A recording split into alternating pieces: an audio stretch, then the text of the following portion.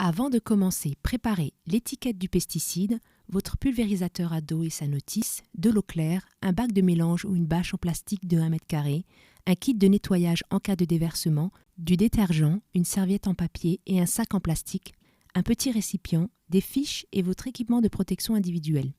Sauf indication contraire portée sur l'étiquette du pesticide, portez le même équipement de protection individuelle pour nettoyer votre pulvérisateur que celui utilisé pour appliquer le produit phytosanitaire.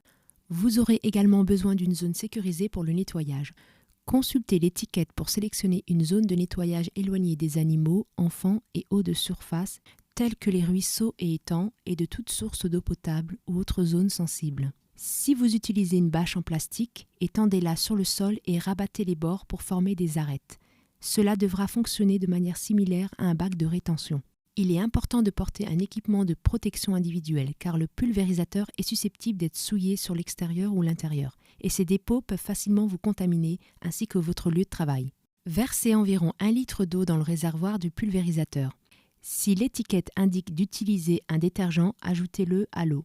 Refermez le couvercle, secouez, puis retournez avec précaution le pulvérisateur. Retirez la buse et son filtre et faites-les tremper dans un récipient d'eau. Ôtez le couvercle et la crépine du réservoir.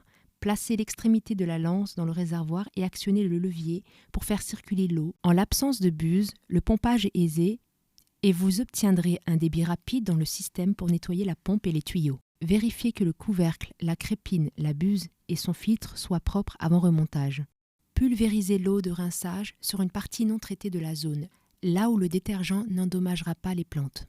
Rincez de nouvelles fois le réservoir à l'eau uniquement, en procédant de la même manière.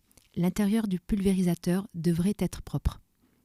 Lavez ensuite l'extérieur du pulvérisateur au-dessus de la bâche ou du bac, puis éliminez l'eau de rinçage en toute sécurité. De même que vous avez effectué un triple rinçage de votre pulvérisateur, il est important de rincer 3 fois tous les récipients pour produits phytosanitaires vides. Il est toujours préférable de le faire au moment du mélange, afin que l'eau ayant servi à nettoyer les récipients vides puisse être utilisée pour préparer la bouillie. Visionnez la vidéo sur le mélange des produits phytosanitaires pour une explication plus complète. Après avoir lavé les récipients, refermez les bouchons de manière sécuritaire et rangez les conteneurs en lieu sûr jusqu'à élimination. Lors du mélange et de la pulvérisation du dernier réservoir plein, vous aurez préparé un peu moins de bouillie que nécessaire et laissé une petite zone non traitée.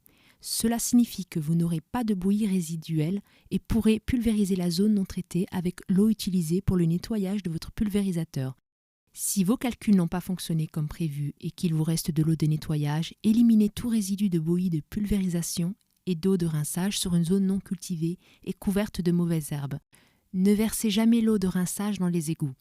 Pour plus d'informations sur l'utilisation des produits phytosanitaires et quel équipement de protection individuelle porter, visitez notre site internet.